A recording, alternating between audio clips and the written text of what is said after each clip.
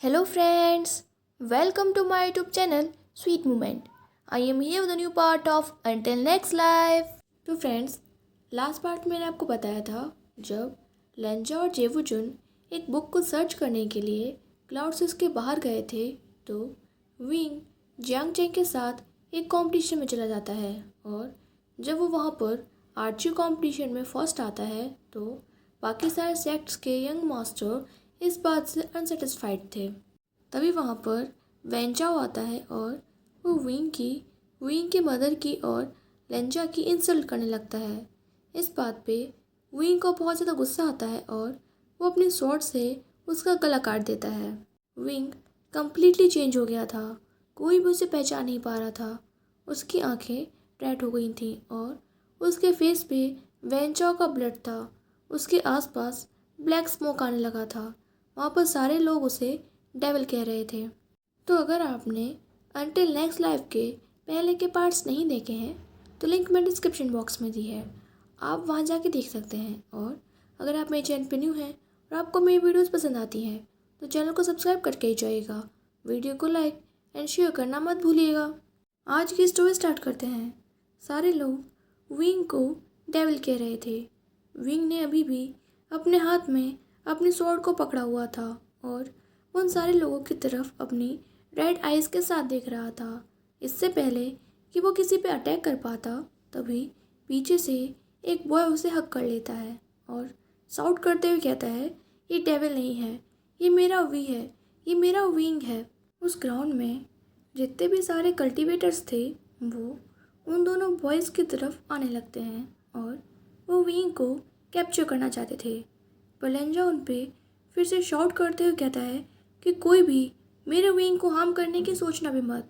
और फिर वो क्विकली अपने विंग को अपने आर्म्स में लेता है और स्वॉर्ड पे फ्लाई करने लगता है। जैसे ही लेंजा और विंग अपने स्वॉर्ड पे फ्लाई करते हैं उसके बाद तुरंत जियांगचन और जेवुजुन भी उन दोनों को फॉलो करने लगते हैं। क्लाउड्स पहुँचते ही लेंजा विंग को पेट पे लिटा देता है। फिर वो उसके फेस को पकड़ के अपनी तरफ करता है। विंग के फेस पे कोई भी एक्सप्रेशन नहीं था। विंग की आंखें डायरेक्टली लेंजा को देख रही थीं, पर उन आंखों में भी कोई इमोशन नहीं था। लेंजा हमेशा की तरह अपनी स्वीट वॉइस में विंग को आवाज़ देता है, पर विंग की तरफ से कोई रिएक्शन नहीं आता। लेंजा फिर से विंग से कहता है, विंग प्लीज़ मेरी तरफ देखो, मैं तुम्हारा लान रखूँगा। पर विंग अपनी कोल्ड वॉइस में कहता है, मुझे जाने दो। लेंजा तुरंत विंग के शोल्डर को पकड़ लेता है और कहता है, कभी नहीं, तुम्हें जाने देने का मतलब है मेरी अपनी लाइफ को जाने देना, सब ठीक हो जाएगा विंग। पर विंग शॉट करते हुए कहता है, तुम कौन हो? और वो लेंजा के चेस्ट को अपनी टोटल स्ट्रेंथ के साथ पुश करता है। लेंजा विंग से दूर हो जाता है।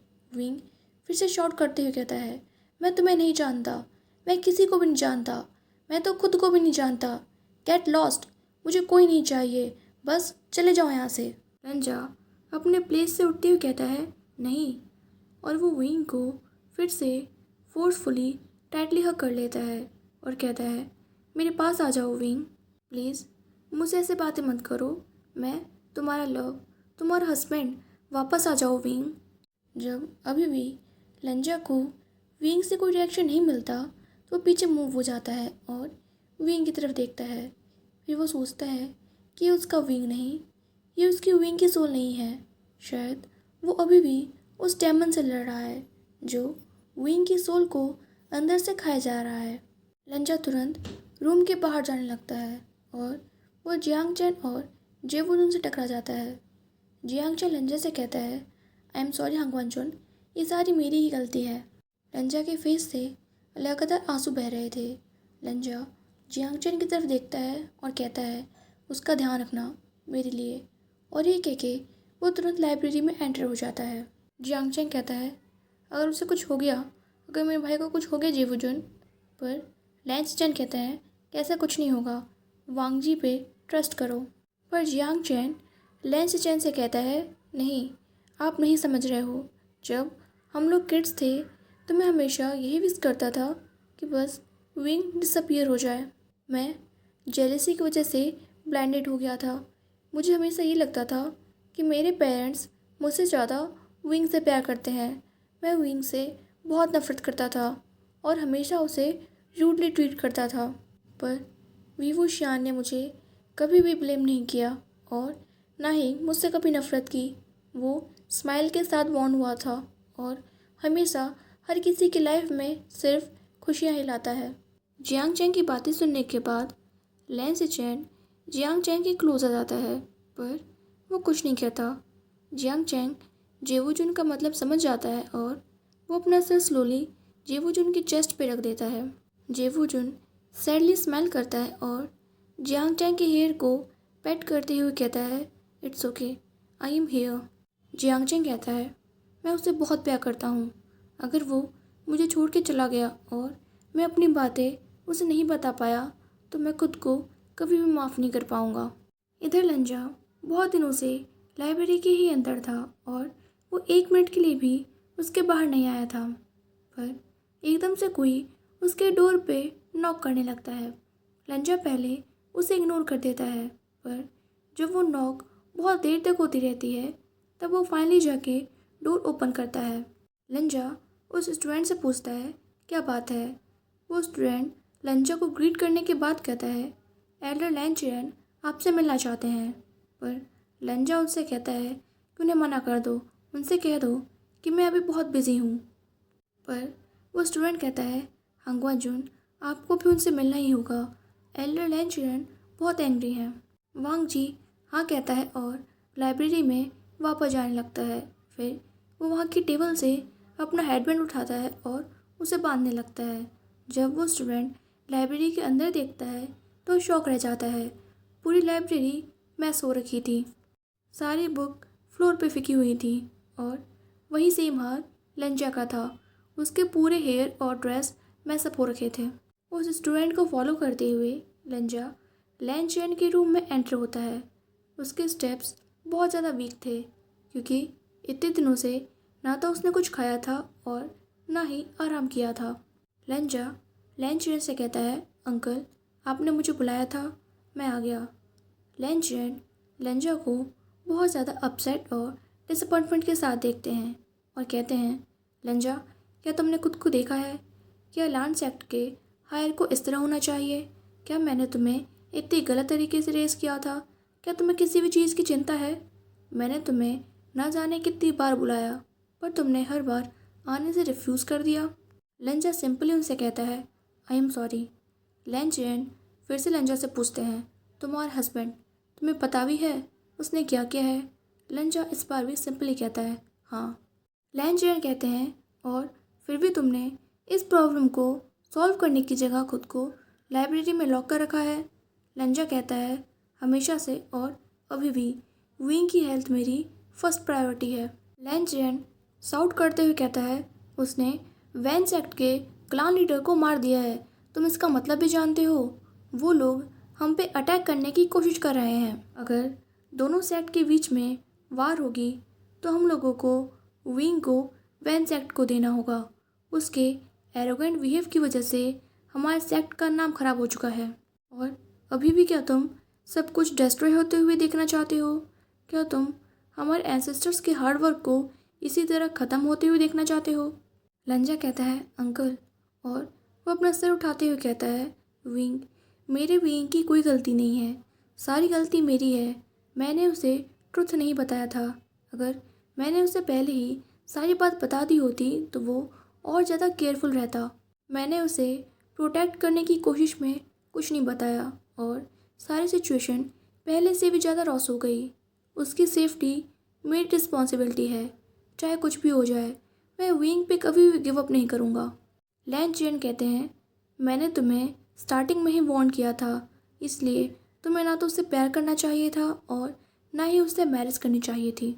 लंचा कहता है, विंग ही मेरा फेथ है और मैं अभी भी इसी बात पर बिलीव करता हूँ। अगर विंग के साथ एक दिन हैप्पीली बिताने के लिए मुझे अपनी पूरी लाइफ सफ़र करना पड़ेगा तो मुझे इससे भी कोई प्रॉब्लम नहीं है। लैन चिरेन शाउट करते हुए कहते हैं, वांग जी।